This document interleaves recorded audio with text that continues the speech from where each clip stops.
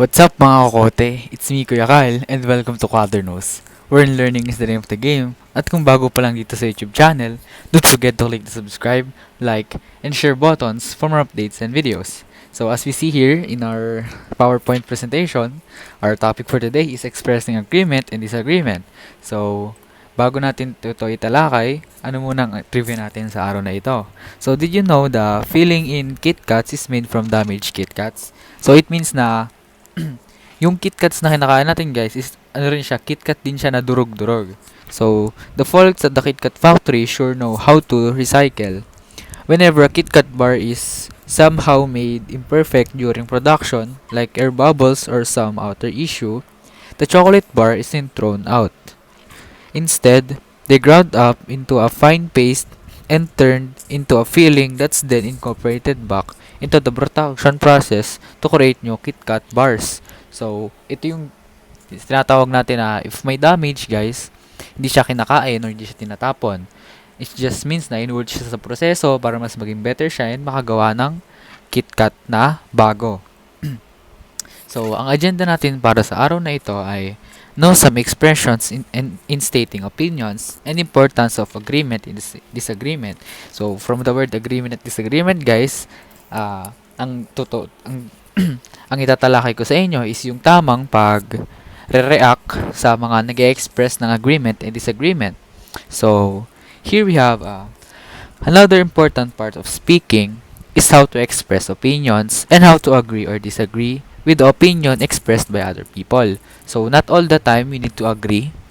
Sometimes we learn how to disagree sa mga opinion ng ibang tao para hindi tayo nagmumukhang napilitan and mas maging strong tayo tingnan. The reality is that you are not always the one to give your opinion and point of view on certain matters. There will always be instances when you have to listen and hear what other people have to say. You are entitled to express your agreement or disagreement on the matter at hand.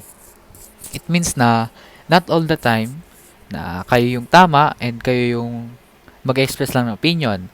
Ito yung mahalaga on building structure for success. You need to know other people's opinion para mas gumanda yung pinag-uusapan nyo and yung project nyo, for example. Like, if you're in a team, you need to all communicate. Dapat pag may planning isa, papakinggan nyo and para mag-iwas sa gulo,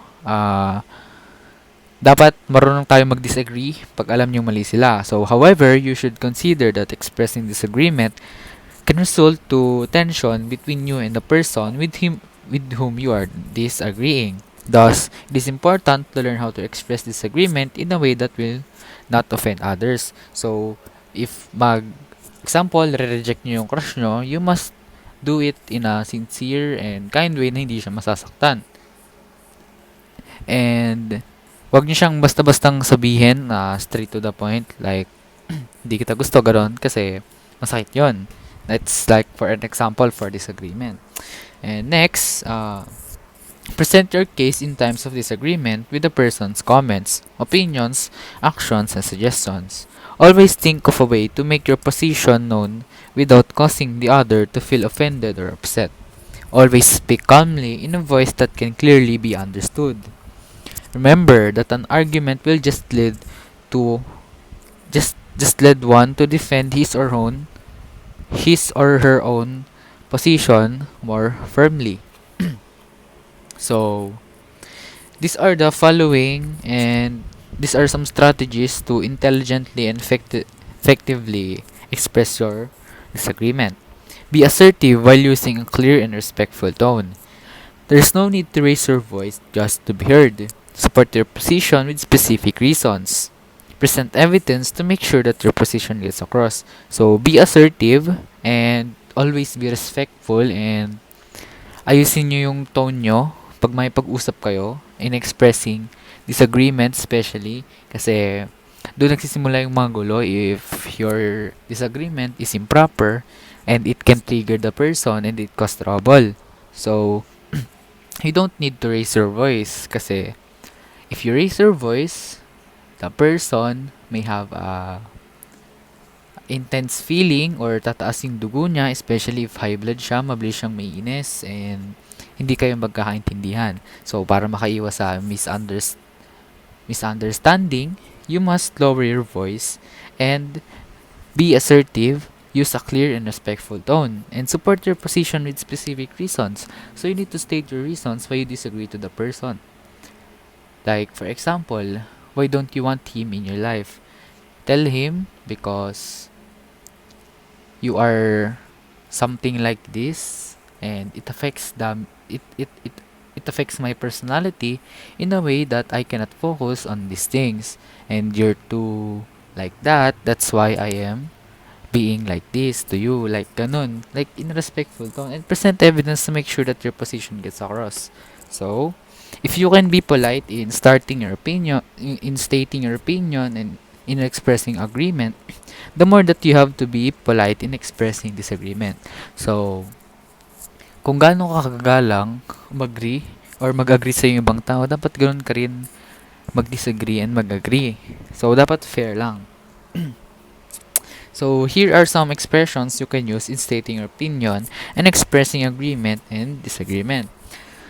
If you're stating an opinion, you may use according to, if you want, if you would ask me, as far as I am concerned, in my honest opinion. Like, ang pinaka madalas kong ginagamit, guys, ay in my honest opinion. Kasi, like, if I am stating an opinion, like, I'm being honest. So, there's the word honest. In my honest opinion, this won't be good for our project because it may cost like this and like that. And according to my research, the points that these voters earned are much more higher than the voters in this part earned, like that. In expressing agreement, I agree with you. I couldn't agree with you more. Absolutely, that's exactly what I think or feel. You have a point there. You are right. Like, this is expressing agreement. And in disagreement, I am afraid I disagree. I beg to differ. No, I am not sure about that. I don't think I'd agree with you on that. That's not always true. Ako, guys, ang madalas kong ginagamit dito is yung no, I am not sure about that, and I don't think I agree with you on that. Kasi sometimes may mga bagay tayo na hindi talaga natin siya gusto. Like, for example, gusto kang isama ng tropa mo sa isang